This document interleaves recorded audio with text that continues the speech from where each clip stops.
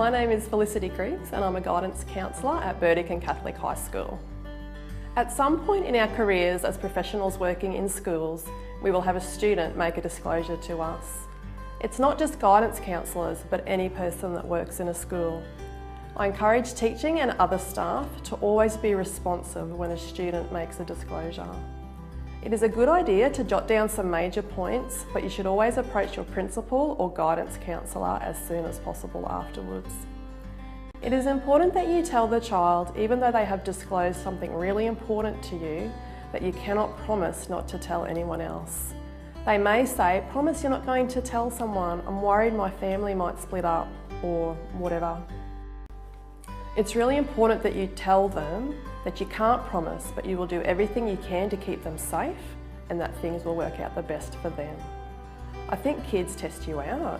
They will say, "Miss, can I come and talk to you?" And they might talk to you about something fairly superficial. I've been in the business of caring for young people and interacting with them, and I think you learn. I think there is more to this, but sometimes it might take a couple of visits before they have finished testing you out and ask questions. Like, if I tell you something, will it stay in this room? I don't want you to tell my parents. Children do lie about being abused, but what is essential to understand is that there are more false negatives than there are false positives. What I mean by that is more children lie about not being abused when they actually are being abused than children that make up stories when they are not being abused.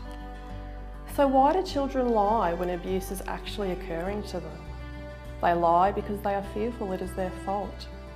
They're concerned that somehow they are the ones that caused the abuse to occur. The abuser may have said to them, "I will get into trouble if you do anything or if you say anything to anyone." And because the vast majority of abusers are close relatives to the child, they don't want that relative to get into trouble. Children are also fearful that they will actually get taken away from their family if they tell anybody. So all of these things actually stop children from disclosing to someone that they're being abused when they are in fact being abused. If someone suspects that a child is making up a story, then it is really important at face value to believe the child, and then when it is investigated, the facts will come out. It is really important not to be dismissive to the child, just in case the child is actually telling the truth. It doesn't matter how far-fetched the story might sound. Experience tells me that in those few situations where a child may not be telling the truth, there are, at the very least, some issues going on for that child that necessitates someone to intervene. I don't think you can put yourself in a position where you are judging what the student is telling you. I think you have to err on the side of the student and support the student. Quite often younger students particularly can make disclosures at any time.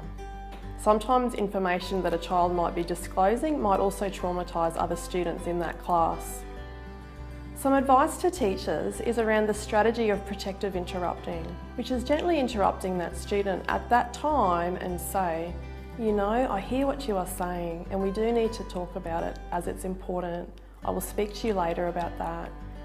And very soon after that, try to get somebody there to look after your class to actually speak to that child.